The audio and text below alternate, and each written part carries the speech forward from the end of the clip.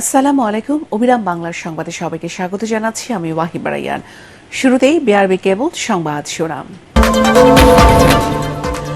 সাবেক এমপি নায়েব আলী, আওয়ামী লীগ নেতা শেখ আকরাম ও বৈষম্যবিরোধী আন্দোলনে হামলাকারী লিটন গ্রেফতার।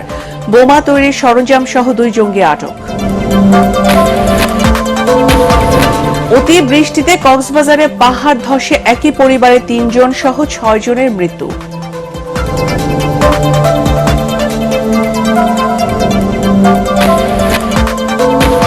দুর্ধর্ষ 90 কারাবন্দী সহ 1650 এখনো পলাতক। আত্মসমর্পণ না করলে খাটতে হবে অতিরিক্ত সাজা, জানালেন আইজি প্রিজন।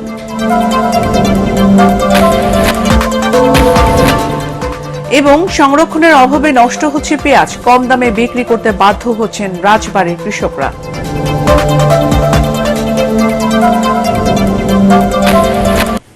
শুনছিলেন বিআরবি কেবল সংবাদ শিরোনাম, এখন বিস্তারিত। বৈষম্যবিরোধী আন্দোলনে ছাত্র জনতার উপর ধারালো অস্ত্র নিয়ে হামলাকারী লিটন আকন্দকে 2 সহযোগী সহ গভীর রাতে যাত্রাবাড়ি থেকে গ্রেফতার করেছে র্যাব। এ সময় তার কাছ থেকে দেশীয় অস্ত্র, মাদকদ্রব্য ও গান পাউডার উদ্ধার করা হয়।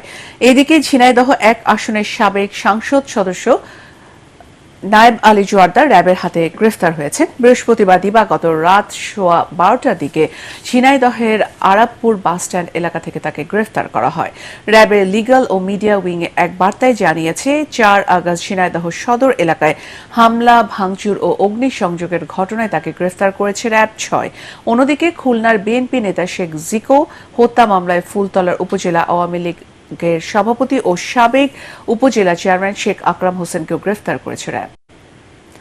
কক্সবাজারে ভারী বর্ষণের সদর উপজেলা ও উখিয়া রোহিঙ্গা ক্যাম্পে পৃথক পাহাড় ধসের ঘটনায় 6 জনের মৃত্যু হয়েছে। এদের মধ্যে সদর উপজেলার ঝিলজং ইউনিয়নে একই পরিবারের 3 জন ও উখিয়া উপজেলার 14 নম্বর হাকিমপাড়া রোহিঙ্গা ক্যাম্পে একই পরিবারের 3 জন রয়েছেন। বৃহস্পতিবার মধ্যরাতে পাহাড় ধসের ঘটনা ঘটে। নিহতরা হলেন দক্ষিণ ডিককুলের মিজানুর রহমানের স্ত্রী আখিমনি ও তার 2 কন্যা মিহার জান্নাত নাইমা ও লতিফা ইসলাম ও 14 নম্বর রোহিঙ্গা ক্যাম্পের বন্দক কবিরের আহমেদের ছেলে আব্দুর রহিম ও আব্দুল হাফেজ ও আব্দুল ওয়াহেদ। নিহতের স্বজনরা জানান, রাত 2টার দিকে ভারী বৃষ্টিতে মিজানের বাড়ি থেকে পাহাড় ধসের বিকট শব্দ শুনতে পান। পরে সেখানে গিয়ে তারা দেখেন মাটি চাপা পড়েছে মিজানের পরিবার। তাৎক্ষণিক মিজানকে জীবিত উদ্ধার করা হলেও তার স্ত্রী ও 2 শিশু মেয়ের মরদেহ উদ্ধার করে উদ্ধারকারীরা। অন্যদিকে কক্সবাজার ত্রাণ ও প্রত্যাবাসন কমিশন কার্যালয়ের অতিরিক্ত কমিশনার শামসুদ্দৌজা নয়ন জানিয়েছেন, উখিয়া 14 নম্বর হাকিমপাড়া রোহিঙ্গা ক্যাম্পে পাহাড় ধসে 3টি ঘর, একই পরিবারের মৃত্যু হয়েছে। রাজধানীর মিরপুরের শাহালী থানা এলাকায় অভিযান চালিয়ে বোমা তৈরির সরঞ্জাম সহ সন্দেহভাজন 2 জঙ্গি সদস্যকে গ্রেফতার করেছে counter terrorism and transnational crime unit CTTC. রাতে মিরপুরের শাহালী থানাধীন 13 নম্বর সড়কের একটি বাড়ি থেকে তাদেরকে গ্রেফতার করা হয়। তাদের কাছ থেকে বিপুল পরিমাণ বোমা তৈরির সরঞ্জাম উদ্ধার করা হয়েছে। আদিন সজীবের রিপোর্ট। মিরপুর 1 নম্বরে শাহালী থানায় এই বাসাটি বিকেল থেকেই ঘিরে রাখে সিটিটিসি বা কাউন্টার টেররিজম ইউনিট। এরপর রেজওয়ান নামের একজনকে আটক করে তারা তার তথ্য অনুযায়ী এই বাসায় প্রবেশ করে কাউন্টার টেররিজম ইউনিট। বাসার ভেতর থেকে উদ্ধার করা হয় বোমা তৈরির বিপুল সরঞ্জাম। কাউন্টার টেররিজম ইউনিট জানায়, দীর্ঘদিন ধরেই এই বাসায় অবস্থান করছিলেন তারা। প্রায় 5 ঘন্টার অভিযান শেষে বোমা তৈরির সরঞ্জাম সহ তাদের 2 জনকে শাহালী থানায় নিয়ে যায় পুলিশ। বোমা বানানোর সরঞ্জাম দেখে আমাদের কাছে মনে হচ্ছে এগুলো চট্টগ্রাম 2019 সালে যে ট্রাফিক বক্সে যে হামলা হয়েছিল ওটার সাথে মিল আছে কিছুটা। সো সেই হিসাবে নাশকতার মানে আমরা পরিষ্কার করে বলতেই পারি প্রাথমিকভাবে যে তারা নাশকতার উদ্দেশ্যে এগুলো করছিল। তবে স্পেসিফিক কোনো সংগঠনের কথা এখনই বলা ডিফিকাল্ট। তবে তাদের পেছনে কাদের হাত রয়েছে তা এখনো স্পষ্ট হয়নি। আদিন সজীব, এটিএন বাংলা, ঢাকা। জুলাই গণ অভ্যুত্থানে দেশের 5টি কারাগার থেকে পালিয়েছে জঙ্গি সহ মৃত্যুদণ্ড ও যাবজ্জীবন সাজা পাওয়া 90 জন দুর্ধর্ষ কয়েদি। কারা কর্তৃপক্ষ জানিয়েছে, পালানো মোট 2200 কয়েদির মধ্যে ফিরেছে 550 জন। তবে এমন দাগে অপরাধীদের এখনো লুকিয়ে থাকা সমাজে নিরাপত্তা ও শৃঙ্খলার জন্য হুমকি বলে মনে করছেন কর্মকর্তারা। আর পুলিশ বলছে, পালিয়ে থাকা কারাবন্দীদের ধরতে শুরু হয়েছে বিশেষ অভিযান। ইমদাদুল্লাহ বাবু রিপোর্ট। বৈষম্য বিরোধী ছাত্র আন্দোলন ও পরবর্তীতে ছাত্র জনতার গণ অভ্যুত্থান অভ্যুত্থানে দুর্বল হয়ে পড়ে দেশের আইনশৃঙ্খলা পরিস্থিতি। এই সুযোগে নরসিংদী, সাতক্ষীরা, কুষ্টিয়া, শেরপুর ও কাশিমপুর হাই সিকিউরিটি সহ 5 কারাগার থেকে পালিয়ে যায় 2200 বন্দী। এর মধ্যে জঙ্গিসহ মৃত্যুদণ্ড ও যাবজ্জীবন সাজা পাওয়া বিশেষ বন্দীর সংখ্যা 90 জন। এই ঘটনার 1 মাস পর 550 বন্দী কারাগারে ফিরে আত্মসমর্পণ করেছেন। আর দুর্ধর্ষ বন্দীদের মধ্যে মাত্র 5 জনকে ধরতে পেরেছে আইন শৃঙ্খলা রক্ষাকারী বাহিনী, বাকিরা এখনো মুক্ত। বেসিক্যালি আমরা পেরিমিটার পর্যন্ত সিকিউর করি কারাগারের। এর বাইরে কিন্তু আমরা যদি কোনো পরিস্থিতি উদ্ভব হয়, এটা পুলিশের সহায়তা নিয়ে থাকি। তো এই প্রতিটা ঘটনায় কিন্তু আমরা ওই সময় আসলে পুলিশের অবস্থা আপনার জানেন, সো যে কারণে আমরা পুলিশের সহায়তা পাইনি। মেসেজ পরিষ্কার, তাদেরকে কারাগারে ফিরতে হবে, আইনের মোকাবেলা করতে হবে। যদি আইন তাদেরকে জামিন দেয় তাহলেই শুধুমাত্র বাইরে থাকতে পারবে, আদারওয়াইজ তাদেরকে জেলে ফিরতেই হবে। দেশের ইতিহাসে কারাগারে নজিরবিহীন এই ঘটনায় হামলা, ভাঙচুর ও লুটপাটের পাশাপাশি অস্ত্র নিয়েও পালায় বন্দীরা। পুড়িয়ে দেয় কারাগারে রাখা মামলার গুরুত্বপূর্ণ নথি, ভাঙা হয় সিসিটিভি ক্যামেরাও। কারা মহাপরিদর্শক জানিয়েছেন, দ্রুত আত্মসমর্পণ না করলে বন্দীদের খাতায় যুক্ত হবে অতিরিক্ত সাজা। যতদিন তারা বাইরে থাকবে তাদের অপরাধের মাত্রা বাড়ছে। যারা সারেন্ডার করেছে তারা আইন মোতাবেক তাদেরকে পরিস্থিতির কারণে হয়তো তারা বাইরে চলে গেছিল, নিয়ে যে সারেন্ডার করছে তাদেরকে রেগুলারাইজ আমরা করে ফেলেছি। বাকি যাদেরকে গ্রেফতার করা হচ্ছে ডেফিনেটলি তারা একটা অপরাধ অলরেডি করেছে, সো পূর্ববর্তী অপরাধের সাথে এটা অবশ্যই একটা যুক্ত হবে এবং এটার জন্য যে বিচার হবে তার জন্য তাকে ওইটা ফেস করতে হবে। পুলিশ সদর দপ্তর জানিয়েছে, এসব কয়েদিদের ধরতে বিশেষ ইউনিট কাজ করছে। চলছে গোয়েন্দা নজরদারিও। এলাকায় অপরিচিতদের আনাগোনা লক্ষ্য করলে পুলিশকে তথ্য দেওয়ার আহ্বান জানিয়েছেন এই কর্মকর্তা। জঙ্গি নিয়ে কিন্তু আমাদের স্পেশালাইজড ইউনিট রয়েছে, আমাদের সিটিটিসি রয়েছে, আমাদের এটিইউ রয়েছে। এই ইউনিটগুলো ছাড়াও পুলিশের সকল ইউনিটে কিন্তু এই মেসেজটুকু দেওয়া আছে। পুলিশের সকল ইউনিট এই বিষয়গুলোকে একটি গুরুত্বপূর্ণ বিষয় হিসেবে দেখে আমরা কিন্তু কাজ করছি। দেশের 13টি কেন্দ্রীয় ও 55টি জেলা কারাগারে বন্দী ধারণ ক্ষমতা 42,000-এর বেশি। 5 আগস্ট পর্যন্ত কয়েদি ছিলেন 92,000। অন্তর্বর্তী সরকার ক্ষমতায় এসে বন্দী ছাত্র জনতাকে মুক্তি দেওয়ার পর এখন কারাবন্দী আছেন 52,000-এর মতো। ইমদাদুল্লাহ বাবু, এটিএন বাংলা, ঢাকা। দিনাজপুরের পার্বতীপুর উপজেলার বড়পুকুরিয়া তাপবিদ্যুৎ কেন্দ্রের উৎপাদন পুরোপুরি বন্ধ থাকায় 3 দিন পর আবারও উৎপাদনে ফিরেছে একটি ইউনিট। বৃহস্পতিবার রাত 8:32 বিদ্যুৎ উৎপাদনে যায় কেন্দ্রের 1 নম্বর ইউনিট। জানা গেছে 125 মেগাওয়াট বিদ্যুৎ উৎপাদন ক্ষমতা সম্পন্ন 1 নম্বর ইউনিটটি বৃহস্পতিবার বিকেল 5টায় চালু হয়ে রাত 8:30টার দিকে উৎপাদনে যায়। বর্তমানে এই ইউনিট থেকে উৎপাদিত 60 থেকে 65 মেগাওয়াট বিদ্যুৎ জাতীয় গ্রিডে সরবরাহ হচ্ছে। এটি চালু রাখতে প্রতিদিন 800 থেকে 900 মেট্রিক টন কয়লার প্রয়োজন। এর আগে মঙ্গলবার ইলেকট্রো হাইড্রোলিক ওয়াল পাম্প নষ্ট হওয়ায় 3 নম্বর ইউনিটটি বন্ধ হয়ে যায়। চীন থেকে যন্ত্রপাতি এলে 15 দিনের মধ্যে তা চালু করা সম্ভব হবে বলে জানা গেছে। আর পচন নয়, সুস্থ সবল জাতীয় তরতাজা বাংলাদেশ করতে ব্যবসায়ীদের সহযোগিতা চেয়েছেন অন্তর্বর্তীকালীন সরকারের প্রধান উপদেষ্টা ডক্টর মোহাম্মদ ইউনূস। জাতির সামনে দেশ গঠনের যে সুযোগ এসেছে সবাইকে তা কাজে লাগানোর আহ্বান জানান তিনি। এই সময় সামাজিক ব্যবসা করার পরামর্শ দেন নোবেলজয়ী এ অর্থনীতিবিদ আপেল মাহমুদের রিপোর্ট। দেশে ব্যবসাবান্ধব পরিবেশ সৃষ্টি সহ এ খাতে সমস্যা ও সমাধান নিয়ে আলোচনা করতে ব্যবসায়ী নেতাদের সাথে বৈঠক করেন প্রধান উপদেষ্টা ডক্টর ইউনূস। রাজধানীর ইন্টারকন্টিনেন্টাল হোটেলে আয়োজিত এ অনুষ্ঠানে পণ্য উৎপাদন ও আমদানি রপ্তানির বিভিন্ন দিক তুলে ধরেন ব্যবসায়ী ও উপদেষ্টারা। সবচেয়ে বড় যেটা আস্থাটা ফিরিয়ে আনা, ব্যাংকিং সেক্টরের জন্য আপনারা বলছেন আস্থা, সেটা বাংলাদেশ ব্যাংক এবং আমরা সবাই মিলে চেষ্টা করছি এটাকে আস্থাতে ফিরিয়ে আনা। কিছু অসৎ ব্যবসায়ী, অসৎ চর্চা এবং আর্থিক অনিয়মের কারণে দেশের অর্থনীতি আজ হুমকির মুখে পড়েছে। আমি ব্যবসায়ী সম্প্রদায়ের পক্ষ থেকে সেই সকল অসৎ ব্যবসায়ী ও তাদের সহযোগীদের বিরুদ্ধে কঠোর আইনি ব্যবস্থা গ্রহণের জন্য জোরালো আবেদন জানাচ্ছি। ব্যবসা ক্ষেত্রে সংস্কার একা সরকারের উপর ছেড়ে না দিয়ে নিজ নিজ জায়গা থেকে করার পরামর্শ দেন প্রধান উপদেষ্টা। তাদের প্রাণের ফলে আমরা একটু নতুন সুযোগ পেলাম। আমি শুধু এই কথাটা জোর দেওয়ার জন্যই আপনাদের কাছে আসছি। এই সুযোগ না আসলে আমাদের যে পচন ধরেছিল সেই পচন থেকে আমাদের মুক্তির কোনো চিহ্ন দেখা যাচ্ছিল না। আমরা আর পচন নয়, আমরা সুস্থ জাতি হিসেবে, সবল জাতি হিসেবে দাঁড়াতে চাই। বিশুদ্ধ পানি সরবরাহ, চিকিৎসা সেবা সহ নানা বিষয়ে সামাজিক ব্যবসা শুরু করার পরামর্শ দেন তিনি। আমি যতদিন আছি আপনাদেরকে খালি উৎসাহিত করবো, সামাজিক ব্যবসা করেন, যা ব্যবসা করেন, টাকা পয়সা করেন, অসুবিধা নেই, পাশে একটা সামাজিক ব্যবসা করেন। সামাজিক ব্যবসাটা কি? এমন ব্যবসা যে স্বনির্ভরশীল, নিজের টাকায় নিজে চলতে পারে, কিন্তু তার থেকে কোনো মুনাফা আমি চাই না। এটি বিশুদ্ধ ব্যবসা। অন্য ব্যবসাতে আমি মুনাফা চাই, এই ব্যবসাতে আমি মুনাফা চাই না। আমি বিনিয়োগ করি, আমি আমার টাকা ফেরত নিয়ে আসতে পারি, কিন্তু সে নিজের টাকা নিজে চলবে। এ সময় নতুন বাংলাদেশ গড়তে সবাইকে একসাথে কাজ করার আহ্বান জানান প্রধান উপদেষ্টা doctor Yunus. Apple Mahmud, ATN Bangla, Dhaka. পরিবর্তিত পরিস্থিতি ও ব্যবসায়ীদের আন্দোলনের মুখে পদত্যাগ করেছেন চট্টগ্রাম চেম্বারের সভাপতি 24 জন পরিচালক। নিয়োগ দেওয়া হয়েছে প্রশাসক। ব্যবসায়ীদের অভিযোগ, পুরনো ভোটারের অধিকাংশই সদস্য হওয়ার যোগ্য নয়, তাই ভোটার তালিকা সংশোধনের দাবি তাদের। এর কারণে 120 দিনের মধ্যে নির্বাচন ও ক্ষমতা হস্তান্তরের বাধ্যবাধকতা দিয়ে দেখা দিয়েছে সংশয়। চট্টগ্রাম থেকে আবুল হাসনাতের রিপোর্ট, জানাচ্ছেন তামান্না জেনিফার। এক যুগের বেশি সময় ধরে Chittagong chamber of commerce and ইন্ডাস্ট্রিজের নির্বাচনে পরিবারতন্ত্রের অভিযোগ করে আসছিলেন স্থানীয় ব্যবসায়ীরা। 5 অগাস্ট সরকার পতনের পর চেম্বার নেতৃত্বের বিরুদ্ধে আন্দোলনে নামেন তারা।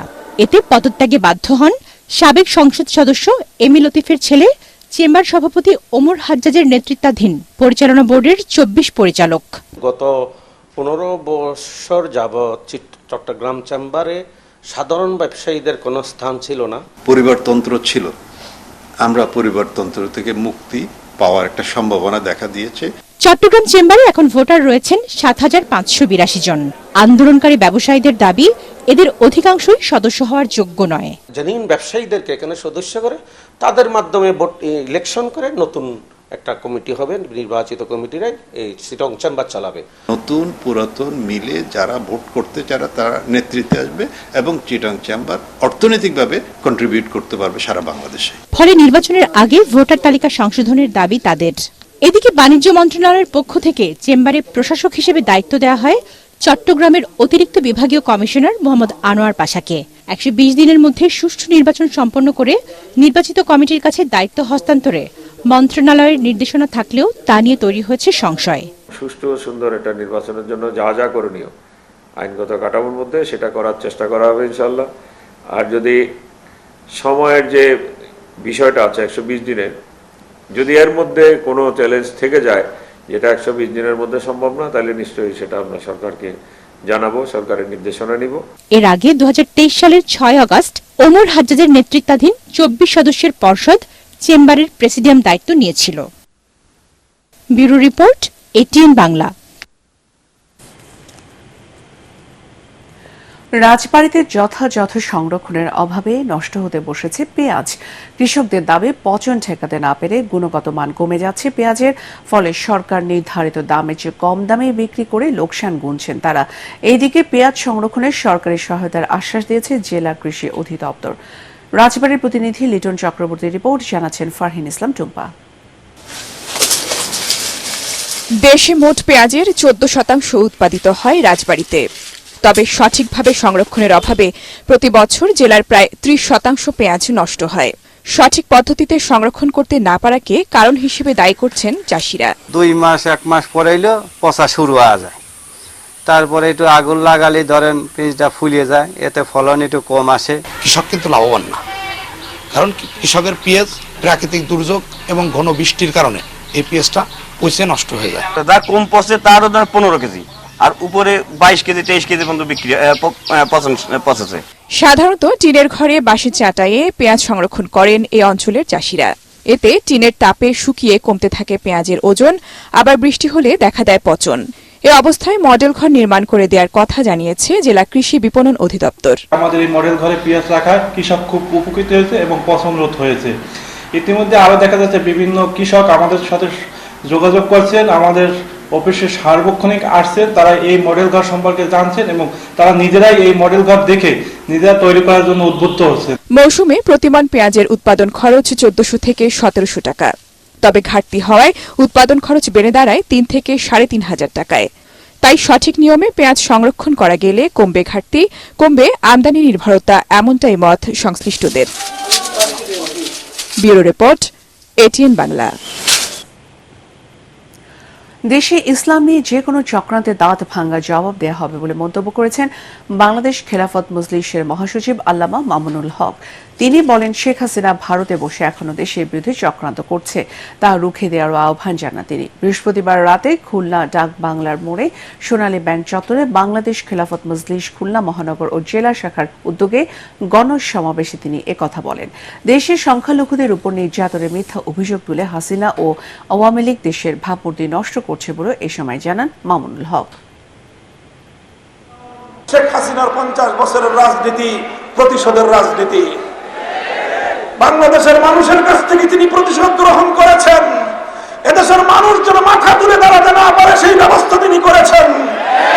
দেশটা যেন একটা তলাবিহীন ঝুড়িতে রূপান্তরিত হয় সেই ব্যবস্থা তিনি করেছেন। সীমান্তের অপর প্রান্তে বসে শেখ হাসিনা কিন্তু নীরব নাই। শেখ হাসিনা কিন্তু ঘুমায় না। শেখ হাসিনা আবার চেষ্টা করতেছে, আবার ষড়যন্ত্রের দানা বাঁধতেছে। এই অভ্যুত্থানকে ব্যর্থ করার, এই বিপ্লবকে ব্যর্থ করার অনেক ষড়যন্ত্র চলছে। আমাদের এই বিপ্লবের অর্জনকে ছিনতাই করার পায়তারা চলছে। এখন আন্তর্জাতিক সংবাদ।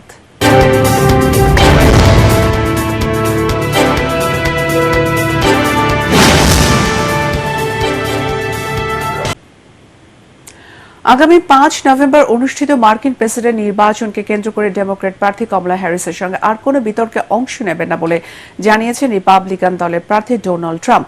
সামাজিক যোগাযোগ মাধ্যম ট্রুথ সোশ্যালে দেয়া এক পোস্টে ট্রাম্প লিখেন, তৃতীয় কোনো বিতর্ক অনুষ্ঠিত হবে না। গেল জুন মাসে প্রেসিডেন্ট জো বাইডেনের সঙ্গে ও চলতি মাসে ভাইস প্রেসিডেন্ট কমলা হ্যারিসের সঙ্গে বিতর্কে অংশ নেয় ট্রাম্প। এবিসি টেলিভিশনের আয়োজনে এই বিতর্কের পরপরই কমলার প্রচার শিবির জানায়, আগামী অক্টোবরে ট্রাম্পের সঙ্গে আবার বিতর্কের মঞ্চে মুখোমুখি হতে চান কমলা। এতে সায় দিয়ে টেলিভিশন চ্যানেল এনবিসি ও ফক্স বিতর্কের জন্য প্রস্তুত জানালেও এবার বিতর্কে অংশ না নেওয়ার ঘোষণা দিলেন সাবেক এই মার্কিন প্রেসিডেন্ট। এখন পার্টেক্স খেলার খবর।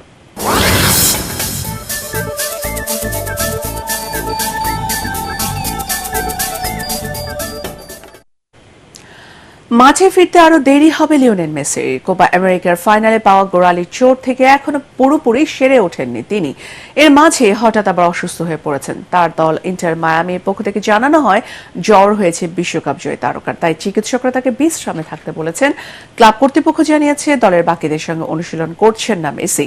সাপোর্ট স্টাফের সঙ্গে আলাদা করে সময় কাটাচ্ছেন। সুস্থ হলে শুরু হবে অনুশীলন, ফলে মাঠ ফেরা আরো পিছিয়েই যাবে মেসির। 3 ম্যাচ সিরিজের দ্বিতীয় টি-20তে আজ মুখোমুখি হবে ইংল্যান্ড অস্ট্রেলিয়া। কার্ডিফে খেলা শুরু হবে বাংলাদেশ সময় রাত 11:30টায়। জুনে টি-20 বিশ্বকাপের পর এটাই ইংল্যান্ডের প্রথম টি-20 সিরিজ। সাউদাম্পটনে প্রথম ম্যাচে ভালো শুরু করেও অস্ট্রেলিয়ার কাছে 30 রানে হারে স্বাগতিকরা। ঘরের মাঠে সিরিজে তাই সমতায় ফেরার চ্যালেঞ্জ ফিল সল্টের দলের। অন্যদিকে অস্ট্রেলিয়ার লক্ষ্য 1 ম্যাচ হাতে রেখে সিরিজ নিশ্চিত করা। প্রথম ম্যাচের শুরুটা ভালো না হলেও ট্রাভিস হেড ও ম্যাথিউ শর্টে দুর্দান্ত পারফরমেন্স দলের জন্য অনুপ্রেরণা যোগাবে আজ। এছাড়াও বল হাতে শট অ্যাবাউট, অ্যাডাম জাম্পা ও জস হ্যাজেলউড আছে দারুণ ফর্মে। 20 ওভারের ফরম্যাটে দু দলের 25 বারের দেখায় অস্ট্রেলিয়া 12 ও ইংল্যান্ড জিতেছে 11 ম্যাচে। শেষ করার আগে বিআরবি কেবল সংবাদ শিরোনাম আরো একবার। সাবেক এমপি নায়েব আলী, আওয়ামী লীগ নেতা শেখ আকরাম ও বৈষম্য বিরোধী আন্দোলনে হামলাকারী লিটন গ্রেফতার। বোমা তৈরির সরঞ্জাম সহ 2 জঙ্গি আটক। অতিবৃষ্টিতে কক্সবাজারে পাহাড় ধসে একই পরিবারে 3 জন সহ 6 জনের মৃত্যু।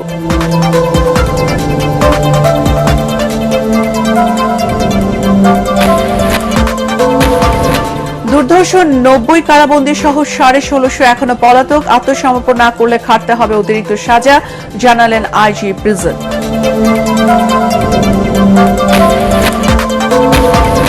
এবং সংরক্ষণের অভাবে নষ্ট হচ্ছে পেঁয়াজ, কম দামে বিক্রি করতে বাধ্য হচ্ছেন রাজবাড়ীর কৃষকরা।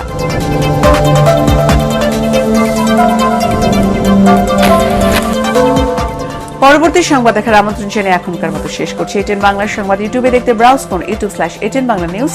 ধন্যবাদ।